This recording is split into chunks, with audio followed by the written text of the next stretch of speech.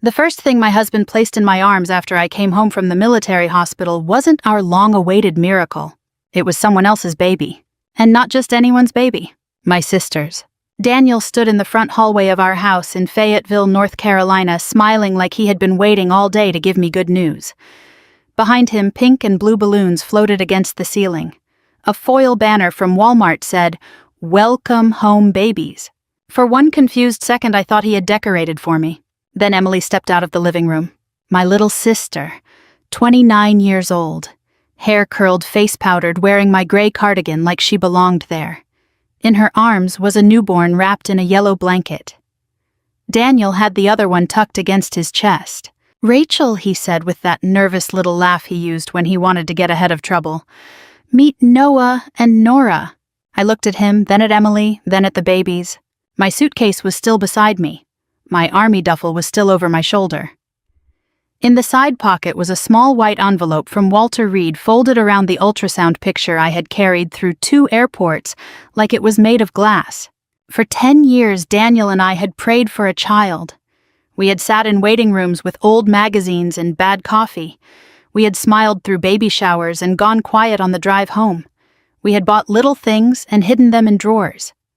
Then, after one more failed round of treatment, I took a temporary assignment near Walter Reed National Military Medical Center outside D.C., where a doctor offered me one last chance. I didn't tell Daniel everything, not because I didn't trust him, or at least that's what I told myself. I wanted to come home with hope in my hands, not another apology in my mouth. And I did. I came home pregnant. But Daniel was standing there with twins. Emily finally whispered, "I'm sorry." That was the part that almost made me laugh. Not because anything was funny, but because sometimes the body reaches for the wrong reaction when the heart can't catch up. Daniel shifted the baby in his arms. "It just happened, Rachel." I looked down at the tiny face against his shoulder. That poor child had nothing to do with any of this. So I handed the baby back gently. "I need a minute," I said. I walked upstairs to our bedroom. The bed was made with the quilt my mother had given us on our 5th anniversary. Emily's makeup bag was on my dresser. That told me everything I needed to know. I packed one suitcase, uniforms, medication, the envelope. My old silver wedding band stayed on the nightstand. Daniel followed me to the stairs. "Rachel, don't do this." I looked at him once. "I'm not doing anything I said. You already did." Then I drove to the Candlewood Suites near Fort Liberty, checked in under my maiden name, and sat on the edge of the bed until the room went dark. By midnight, I had signed the divorce papers without saying a word. The next morning, I woke up before sunrise, the way I always had in the Army. For a few seconds lying in that quiet hotel room, I forgot everything. Then I reached across the bed, expecting to feel Daniel beside me. My hand landed on cold sheets. Reality came rushing back. The Candlewood Suites coffee wasn't great, but it was hot. I carried a paper cup out to the parking lot and watched soldiers pulling out toward Fort Liberty while the morning sky turned pale orange. Life kept moving even when yours had fallen apart. Around 8, my phone started buzzing. Daniel. Again. And again. Then Emily. I silenced both numbers. I wasn't ready to hear excuses.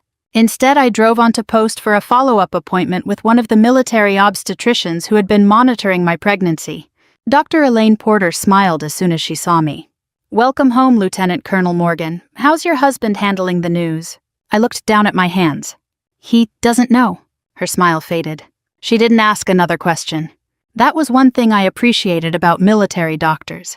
They learned when silence was kinder than curiosity. The baby's heartbeat filled the examination room. Steady. Strong. For the first time in 24 hours, I smiled. "Looks perfect," Dr. Porter said softly. I whispered, "That's all I needed to hear." Driving back toward Fayetteville, memories kept slipping into my mind without permission.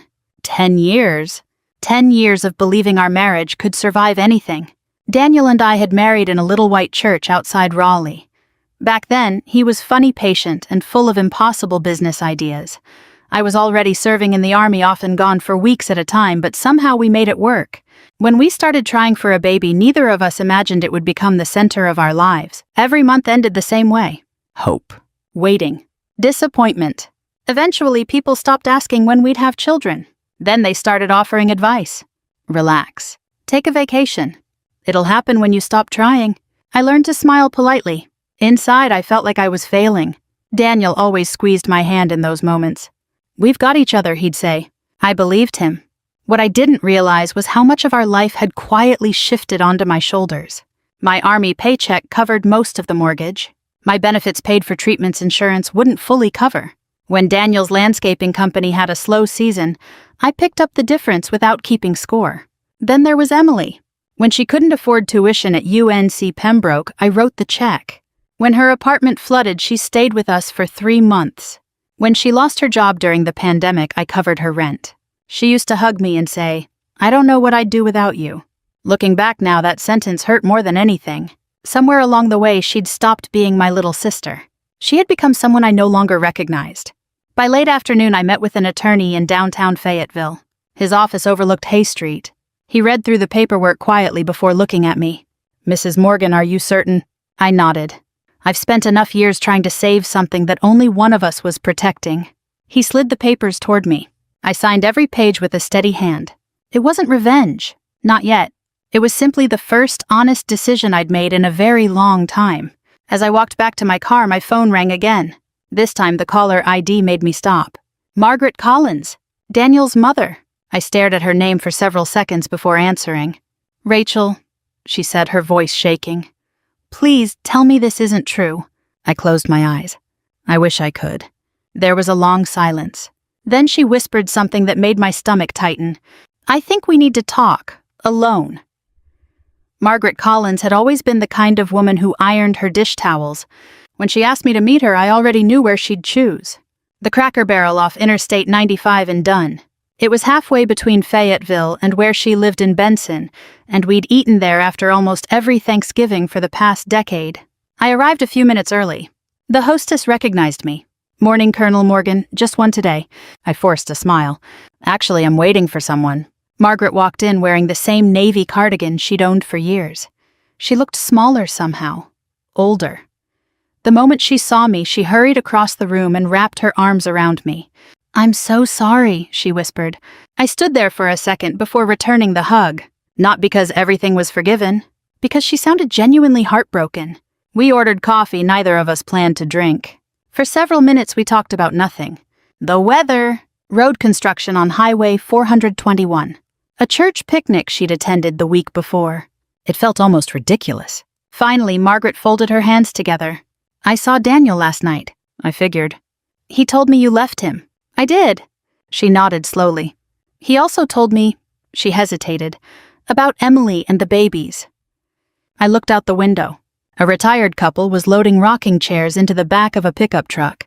Life went on for everyone else. Margaret reached across the table. "I thought you already knew." "I found out when I walked through my own front door."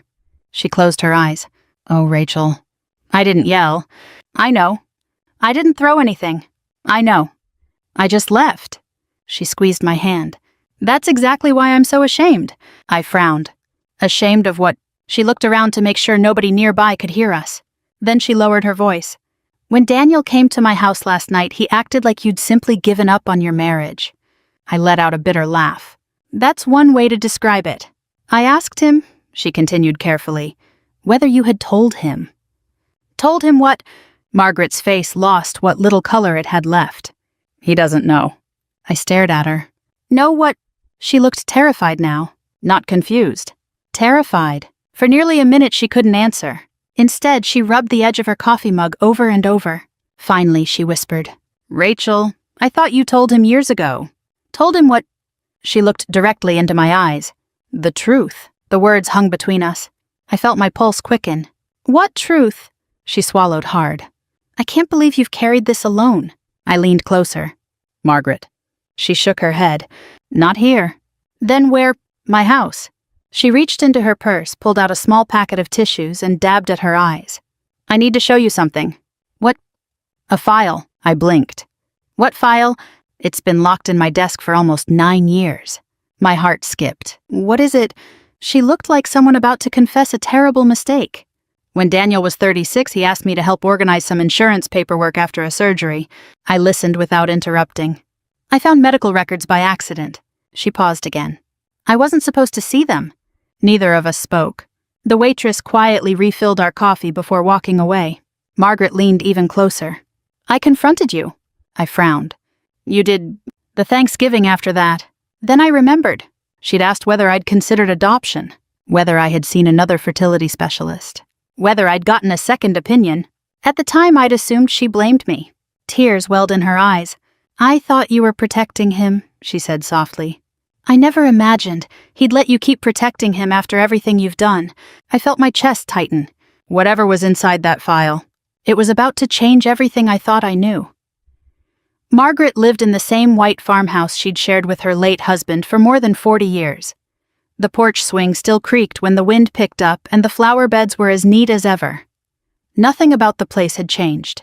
I wished I could say the same about my life. She unlocked the front door without saying much. Neither of us spoke as she walked down the hallway and disappeared into her small home office. When she came back, she was holding a faded manila folder. She didn't hand it to me right away. Instead, she sat across from me at the kitchen table, took a deep breath, and said, "Before you open it, I need you to know something." I nodded.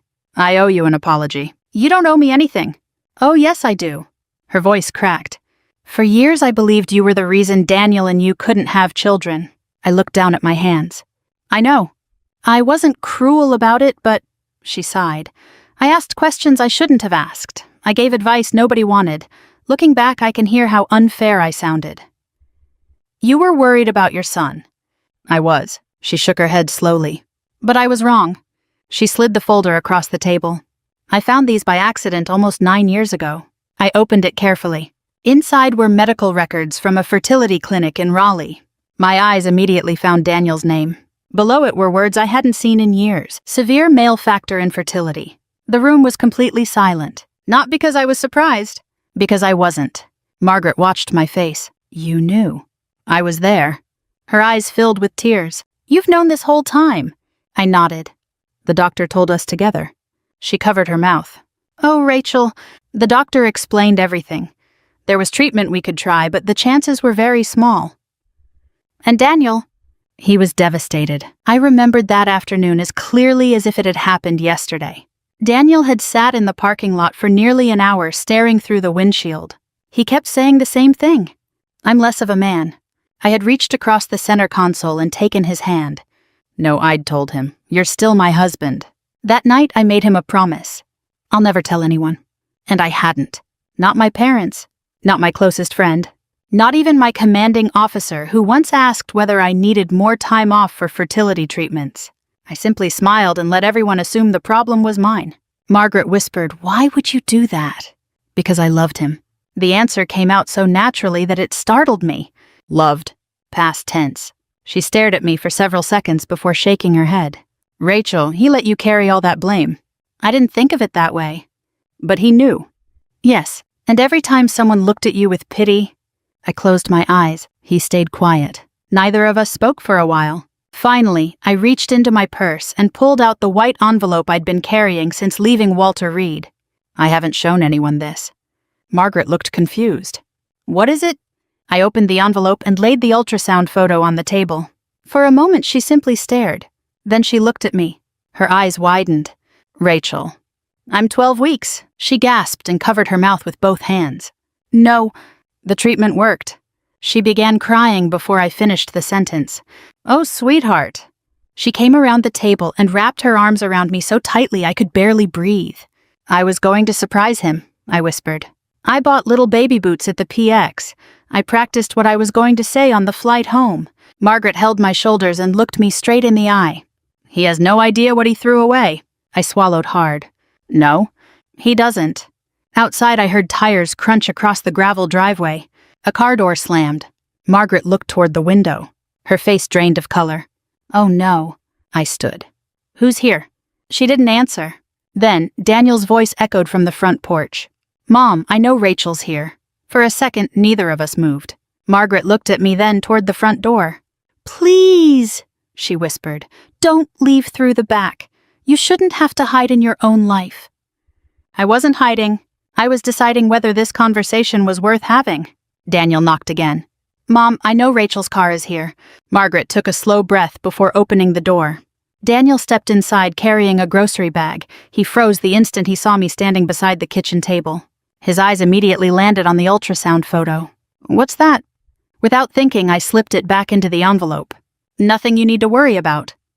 He looked tired, There were dark circles under his eyes that hadn't been there a week ago. "I've been calling you." "I know." "You blocked Emily." "Yes." He rubbed the back of his neck. "Can we please talk?" "I don't think there's much left to say."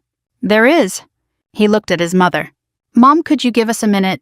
Margaret didn't move. "No." He frowned. "What do you mean, no?" "I mean exactly what I said." Daniel looked surprised. His mother had never spoken to him that way. He turned back to me. "Rachel, I messed up." I almost smiled. Messed up. As if he'd forgotten an anniversary or backed the truck into the mailbox. "You had children with my sister." His shoulders sagged. "It wasn't planned." I wasn't asking whether it was planned. He opened his mouth, then closed it again. Finally, he said quietly, "Emily needed me." I stared at him. And apparently I didn't. His face tightened. "You were gone." "I was at Walter Reed." "I know." "I called every night." "I know." "I mailed birthday gifts to your mother." "I know." "So don't tell me I disappeared." The room fell silent. Margaret finally spoke. "Daniel." "What?" "Sit down." He looked at her confused. "I'd rather stand." "No." Her voice was calm but firm. "Sit." Something in her tone made him obey. He pulled out a chair and lowered himself into it. Margaret remained standing. "I've spent 20 years protecting you," she said. "Today I'm done." He blinked. "What are you talking about?" She looked toward me. "Rachel has carried a burden that belonged to you." I immediately shook my head. "Margaret?" "No."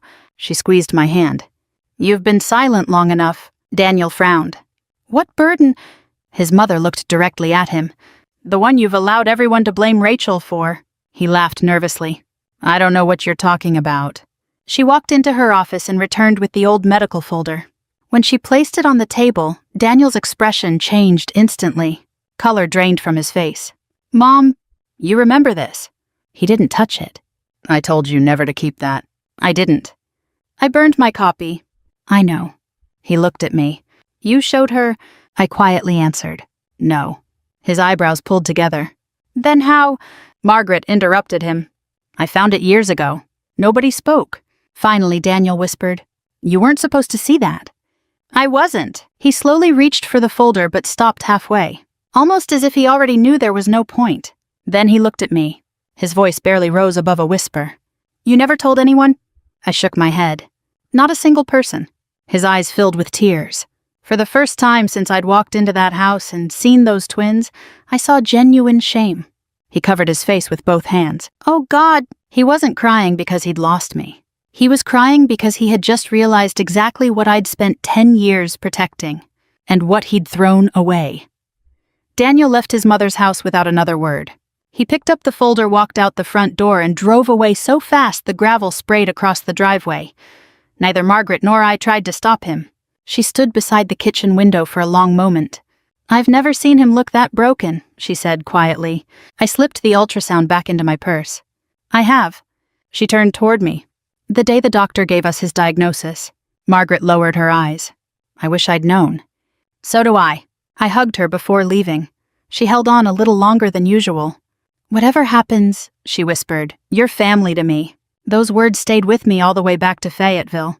The next week settled into an unexpected routine. Every Tuesday morning, I drove to Womack Army Medical Center at Fort Liberty for prenatal appointments. Every afternoon, I met with my attorney, David Reynolds, to move the divorce forward. Every evening, I ignored another round of missed calls. Daniel never stopped trying. Sometimes he left voicemails. "Rachel, please just hear me out." Other times he sent texts. "I made the biggest mistake of my life. Please don't do this. We can fix it." I never answered. Some things can't be repaired because they aren't broken. They're finished. About 2 weeks later, David called. "I thought you'd want to know before you heard it somewhere else." "What happened?" Daniel filed a petition asking the court to delay the divorce. I sighed. "On what grounds?" "He claims he needs time to reconcile." I couldn't help letting out a tired laugh. "That's convenient." "He also says you're expecting his child." I froze. "How does he know?" "I'm guessing someone told him." Only 3 people knew. Me, Dr. Porter, Margaret. Margaret would never betray my confidence. Then I remembered. The ultrasound. Daniel had seen the envelope. He must have guessed. David continued. "Rachel is the baby his—" "Yes." "Are you certain?" "I've never been more certain about anything." There was a brief silence. Then the court will acknowledge that. It doesn't change your right to seek a divorce. I know, but it may complicate custody discussions after the baby's born. I understand. After we hung up, I sat in my car outside the courthouse for several minutes. I rested one hand on my stomach. So, I whispered, your dad finally figured it out? The baby answered with nothing more than silence. But somehow that silence felt peaceful. Daniel's world, on the other hand, was getting louder. News traveled fast in a small community. His landscaping business had already been struggling before all this. Now longtime customers quietly canceled contracts. Not because of gossip alone. Because Daniel had stopped showing up. One afternoon I drove past one of his job sites by accident. His truck was there. He wasn't working. He was sitting alone on the tailgate staring at the ground. For a split second I almost pulled over. 10 years of loving someone doesn't disappear overnight.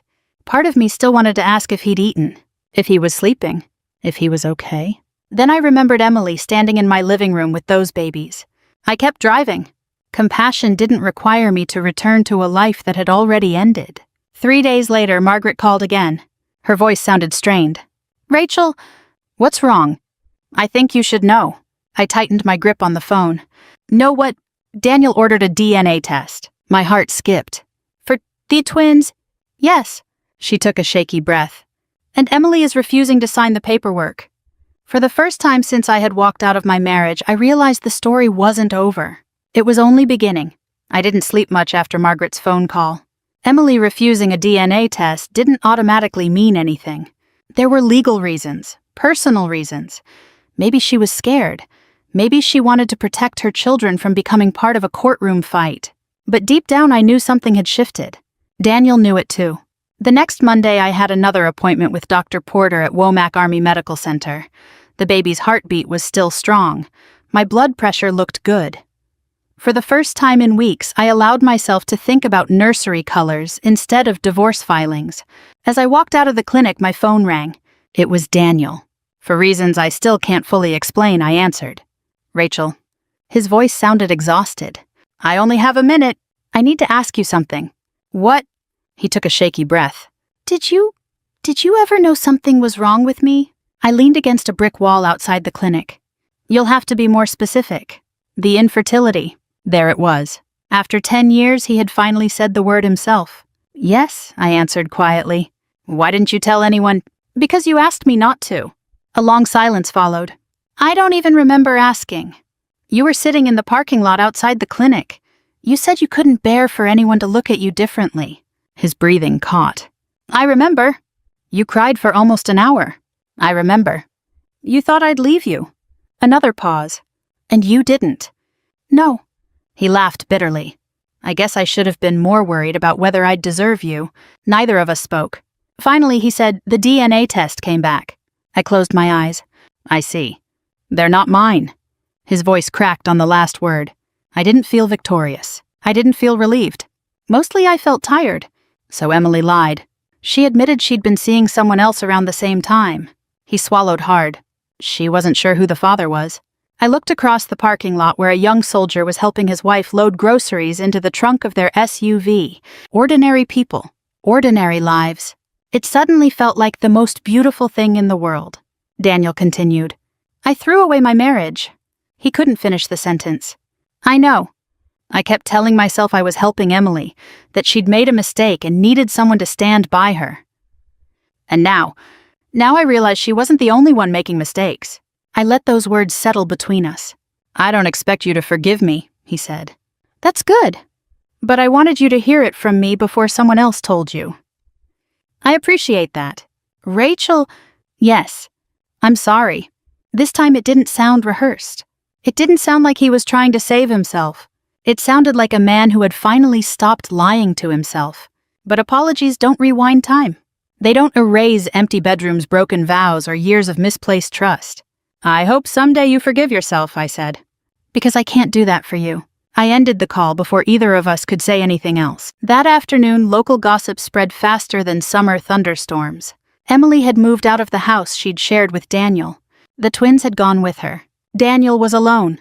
For the first time in months, I felt something I hadn't expected. Not satisfaction. Freedom. There was no one left to compete with. No one left to expose. The truth had done all the work on its own. 3 weeks later, I walked into the Cumberland County Courthouse wearing my Army service uniform. Not because I wanted to make a statement, because I had come straight from Fort Liberty after an early staff meeting, and there wasn't time to change. Still, I could feel people looking. An older veteran near the security checkpoint nodded politely. "Morning, Colonel." "Morning." My attorney, David Reynolds, was waiting outside courtroom 3B with a folder tucked under one arm. "You doing okay?" "I've been through deployment briefings with less paperwork," I joked. He laughed. "Good. Keep that sense of humor." "I'll try." When we walked inside, Daniel was already there. He looked thinner than I remembered. His suit hung loosely on his shoulders, and there were deep lines beneath his eyes. For a moment I saw the man I had married 10 years ago instead of the one who had shattered our life together. He stood as I entered. "Rachel?" I nodded politely. "Nothing more. The judge called everyone forward. Since there were no disputes over property anymore, the hearing was expected to be brief. Months earlier, Daniel had finally admitted something that surprised even my attorney. The house belonged to me. Not emotionally. Financially. Every mortgage payment, every property tax bill, every major repair had come from my Army income. When David presented the bank records, Daniel didn't argue. "I won't fight her over the house," he said quietly. "She earned it." The judge simply nodded and continued. Then Daniel did something no one expected. He asked permission to speak. The judge hesitated before allowing it. Daniel turned toward me. Not toward the judge. Not toward the attorneys. Toward me. "I've spent weeks thinking about what I wanted to say." His voice was steady, but barely. "I kept looking for someone else to blame." He glanced at the floor. "Emily, my business." "The stress. Even the Army for sending you away." A few people shifted in their seats. "I finally realized none of those things made my choices." He swallowed. "I did." The courtroom remained completely silent. I betrayed the one person who stood beside me when I couldn't even stand beside myself. I felt my throat tighten. "I let Rachel carry my shame for 10 years.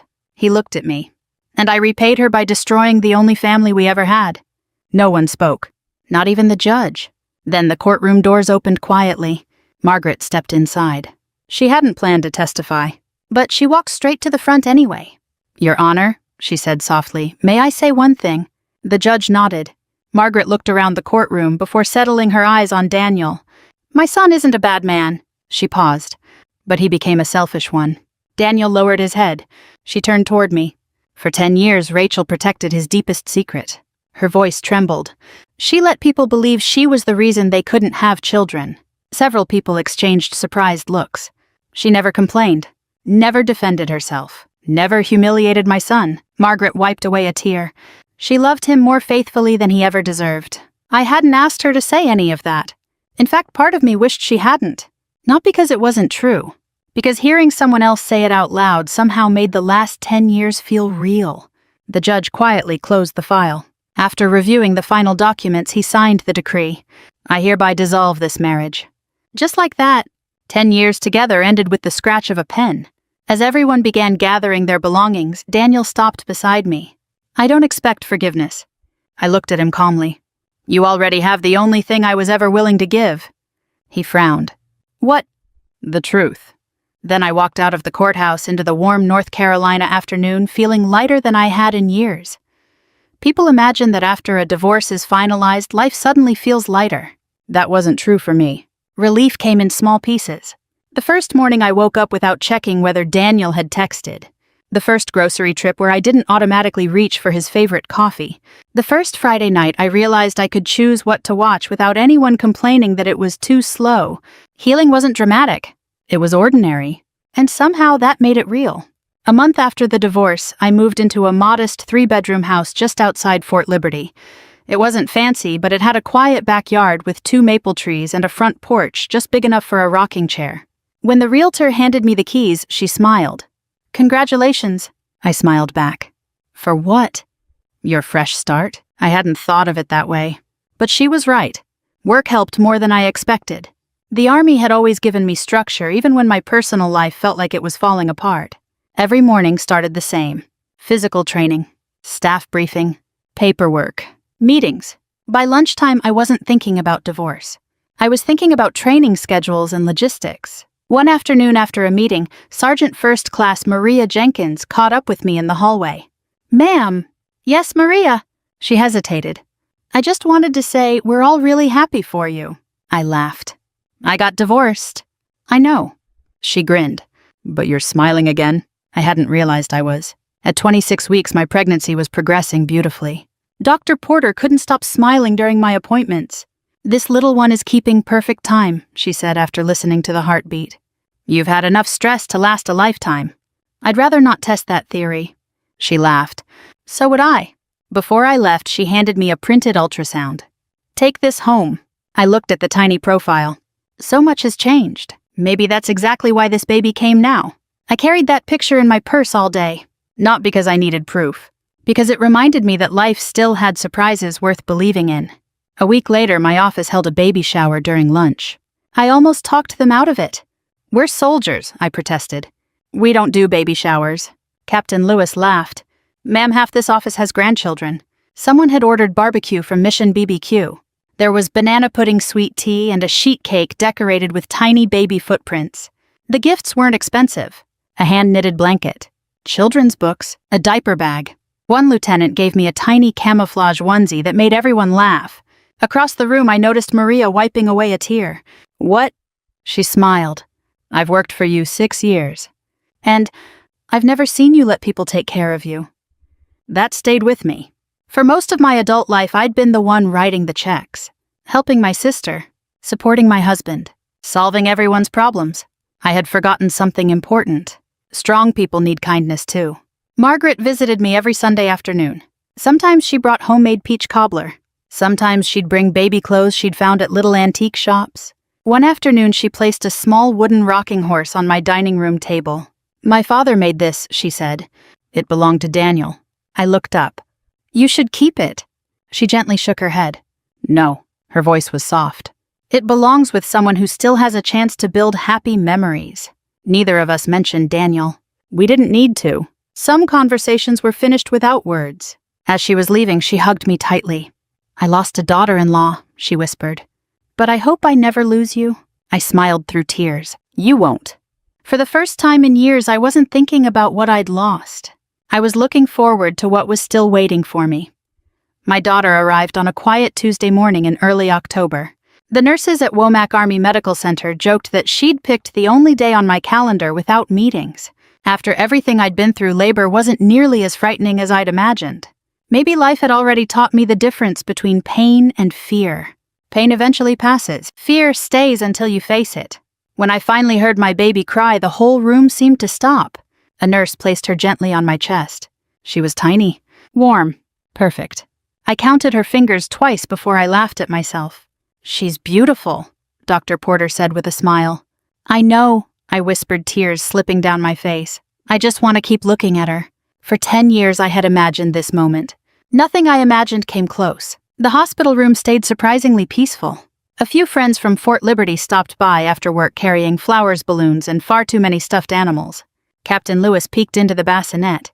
So this is the little girl who's been distracting our commanding officer. I laughed.